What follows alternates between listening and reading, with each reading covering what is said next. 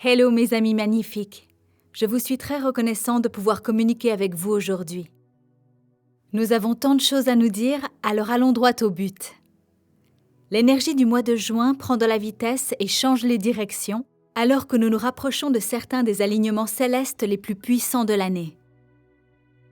Ceux-ci commenceront avec le solstice d'été le 20 juin, suivi de l'éclipse solaire le 21 juin, puis de l'éclipse lunaire le 5 juillet. Ce trio d'alignements célestes nous soutiendra en élevant notre éveil personnel et collectif d'une octave et continuera à créer d'immenses changements dans le monde dans les mois à venir. Émergence d'une civilisation planétaire. Si nous regardons les choses d'un point de vue plus large, nous pouvons voir que l'éveil actuel que nous traversons nous rapproche d'une civilisation planétaire. La création d'une civilisation planétaire nous permettra de nous unir en une seule famille mondiale et de créer une réalité qui soutiendra le plus grand bien de tous les peuples plutôt que celui de quelques privilégiés. Ce changement nous fait sortir de la vieille mentalité archaïque du « nous contre eux » pour adopter une mentalité du « nous » dans laquelle nous nous respectons, nous nous honorons et nous nous valorisons les uns les autres et notre terre. Le point culminant de tous les bouleversements que nous traversons en tant que collectif ouvre en réalité à la formation de ce que les physiciens appellent une civilisation de type I. Cette transition est peut-être la plus grande de l'histoire de la Terre, en marquant un tournant décisif par rapport à toutes nos civilisations du passé. Chaque gros titre qui domine la psyché du collectif en ce moment reflète d'une certaine manière un effet d'expansion qui entraîne la vie humaine vers une forme de civilisation très supérieure. Les anciennes formes de commerce, d'échange, de culture, de langue, de divertissement, de loisirs, etc., sont toutes bouleversées par l'émergence de ce changement planétaire. Cela signifie que, bien que nous soyons témoins d'un grand chaos dans le monde, tout cela se produit dans le cadre d'un changement de conscience qui ouvre la voie à l'émergence de quelque chose de bien plus grand. Si nous réfléchissons aux progrès réalisés ces dernières années, nous pouvons voir de nombreuses confirmations du changement en cours. Des idées, des actions de vibrations supérieures qui n'étaient peut-être pas acceptées auparavant deviennent maintenant courantes et considérées comme normales. Les prochains mois serviront de période charnière car nous faisons personnellement et globalement un bond en avant dans la direction de la création d'une civilisation planétaire. Saut quantique. Lorsque nous faisons un saut quantique de conscience, comme celui que nous vivons actuellement, le tissu du monde qui nous entoure change complètement. Nous voyons déjà le nouveau tissu de notre vie prendre forme, alors que le tissu précédent commence à s'estomper doucement et à s'effacer.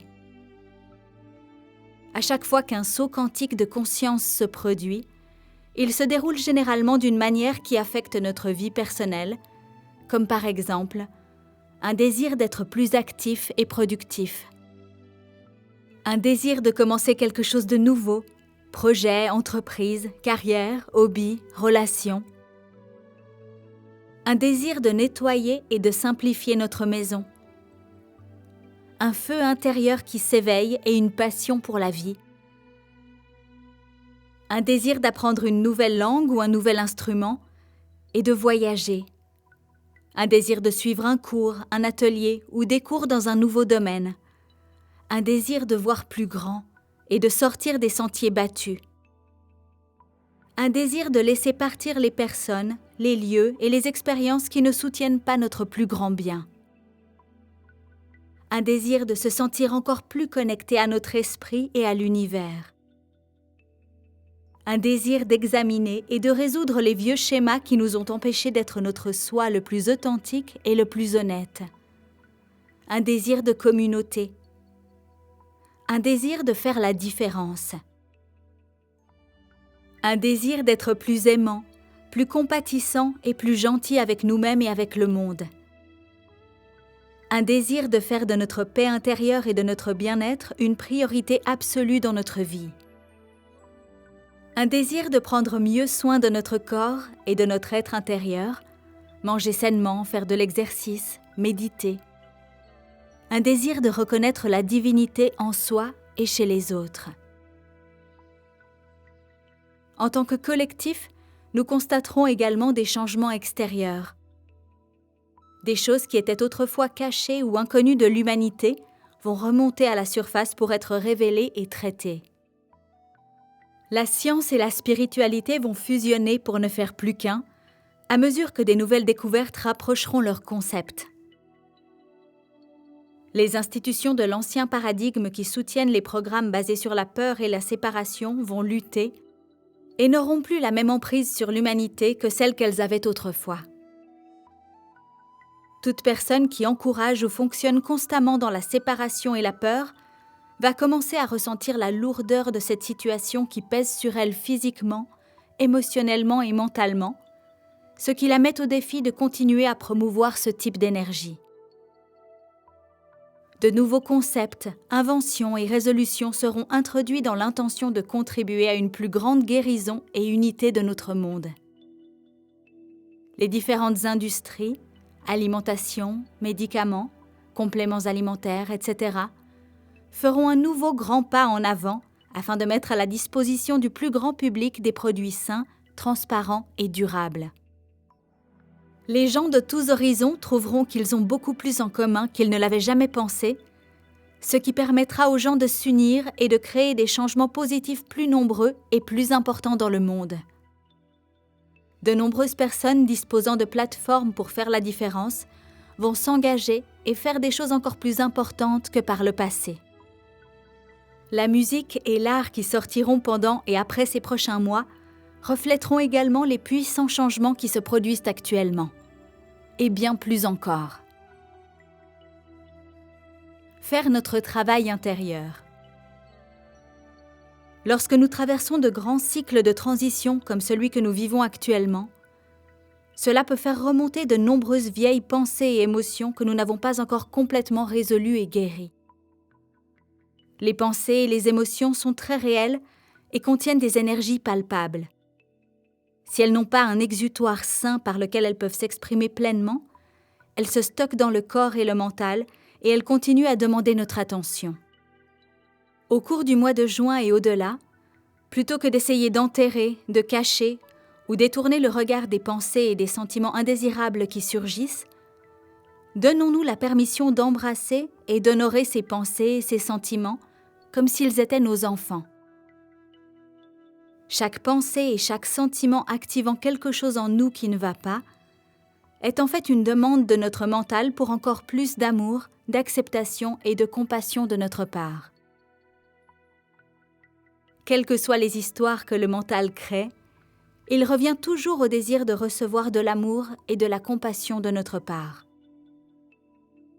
Lorsque nous nous donnons le type d'amour et de compassion que nous désirons recevoir du plus grand amour de notre vie, le mental aura moins envie d'utiliser des pensées et des sentiments désagréables ou inconfortables pour attirer notre attention, car il ressent déjà l'amour et l'attention que nous lui envoyons. Pour chaque réaction désagréable que nous avons eue envers un être cher, un ami, un collègue, les personnes de notre environnement et nous-mêmes, donnons-nous maintenant la pleine permission d'honorer le fait que notre mental faisait cela simplement pour demander plus d'amour et d'attention. À partir de cet espace, nous pouvons avoir plus de compassion pour le mental, le remercier de faire simplement le mieux qu'il savait faire et d'attirer notre attention sur quelque chose en nous qui a besoin de guérison. Et maintenant que le mental a notre attention, nous pouvons le remercier de nous avoir protégés et de nous avoir gardés en sécurité de la meilleure façon qu'il connaissait à ce moment-là. Le mois de juin sera un excellent moment pour mettre en pratique une relation plus aimante avec notre mental. Cela contribuera à stabiliser les hauts et les bas de nos émotions, activés par tous les changements énergétiques en cours. Cela nous aidera à ressentir une plus grande paix et une plus grande aisance dans cette période de puissante transition. Cela nous aidera également à ne pas nous laisser prendre par les histoires que le mental aime parfois à créer, ce qui peut souvent nous laisser un sentiment d'impuissance ou de blocage. Embrasser notre mental ne doit pas forcément ressembler à des arcs-en-ciel et à des papillons tous les jours. Mais cela nous aide à mieux comprendre pourquoi le mental agit ainsi. Et cela nous permet de développer plus de compassion pour les parties de nous que nous étions incapables d'aimer et d'accepter pleinement avant maintenant.